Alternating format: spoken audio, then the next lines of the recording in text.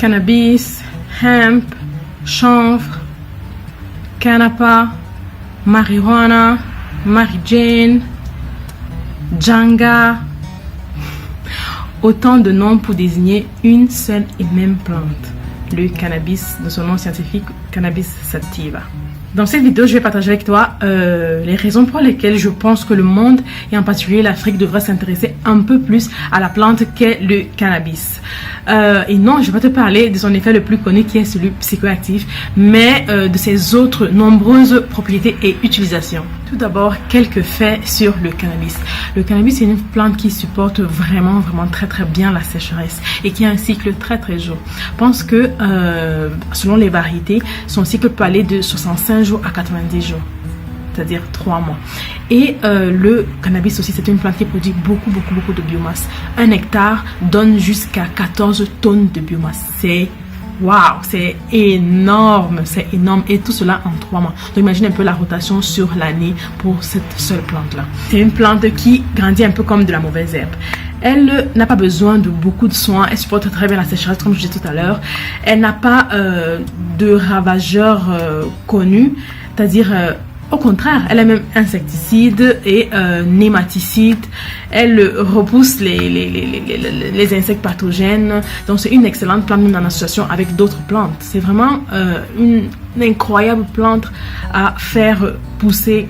Le cannabis, c'est une plante qui a connu beaucoup de succès dans le passé. Dans les années 1900, elle était vraiment très populaire.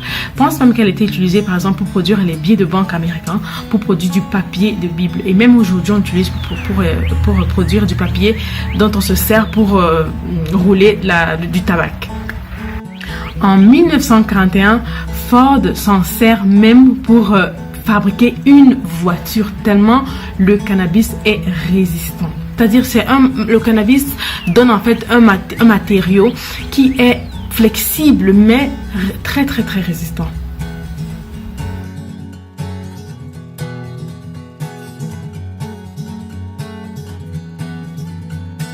Malgré toutes ses propriétés, malgré toutes les possibles utilisations du cannabis, il a malheureusement été un peu laissé pour compte et abandonné au fil des années.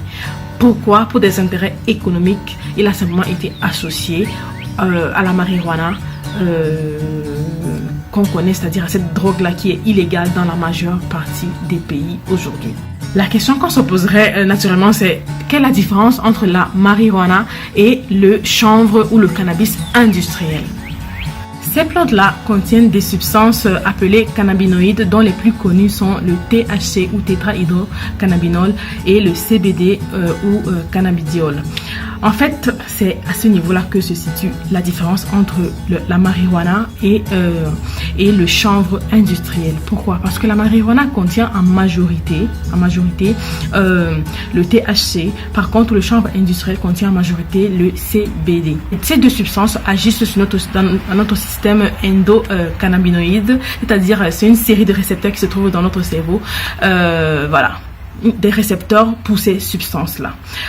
Maintenant, le THC a comme caractéristique, entre autres, d'être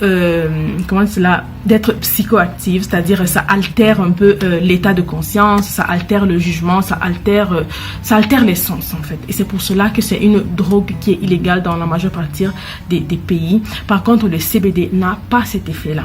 Et donc, le chanvre industriel contient en majorité du CBD et contient moins de 0,3% de THC. Le cannabis est une grande famille qui contient plusieurs espèces. On peut citer par exemple Sativa, Indica, Ruradelis, pour ne citer que celle-là. En réalité, il n'y a pas réellement de différence si ce n'est la concentration de cette substance psychoactive qu'est le THC entre la marijuana et le chanvre industriel. C'est un peu comme la différence entre deux frères et sœurs. En fait, on partage le même patrimoine génétique que son frère et sa sœur parce qu'on a par exemple les mêmes parents, c'est-à-dire le même père et la même mère biologique. Simplement, on est différent à l'extérieur. On est différent de son frère ou de sa sœur parce qu'on exprime des gènes et des caractères différents. Mais le génotype reste le même. C'est juste l'expression qui est différente. On pourrait pratiquement expliquer, ce sera un bon parallèle pour expliquer en fait la situation du cannabis industriel et de la marijuana. C'est le même asset génétique, juste l'expression qui diffère. Bon, cela expliqué, passons aux nombreuses utilisations du cannabis en détail et pourquoi est-ce que je pense que c'est une plante qui a un bon potentiel en fait pour le développement de l'Afrique. Le cannabis peut être utilisé dans la construction.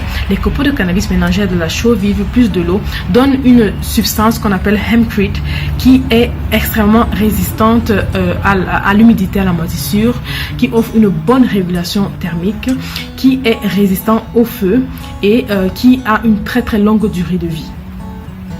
Tout ça comparé au ciment et aux autres matériaux de construction.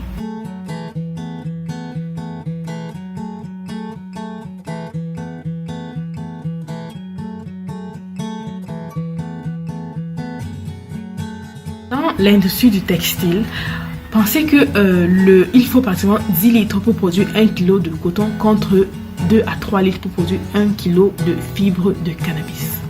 Et on produit d'excellents pantalons, t-shirts, des vêtements avec le cannabis. Donc c'est vraiment une excellente alternative au coton.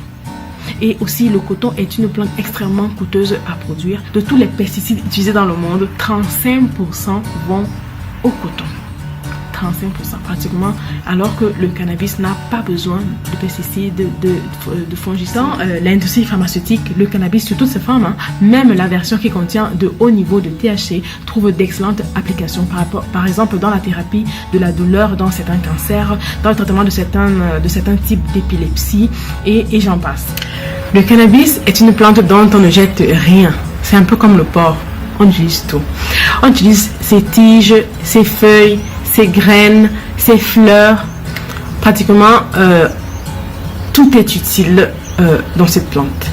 Justement, en parlant de graines, les graines sont absolument comestibles et sont considérées un type de superfood, c'est-à-dire ça contient beaucoup de protéines, ça contient des gras essentiels, c'est vraiment excellent pour la nutrition humaine. Et à partir de ces graines-là, on en tire une huile et on peut faire des produits cosmétiques, des savons, Les déchets des fibres de cannabis seraient mieux que le graphène qui est utilisé dans la fabrication de batteries. Pratiquement, les batteries à base de ces déchets de cannabis-là auraient une meilleure performance que le graphène pour un millième du prix en coût de production.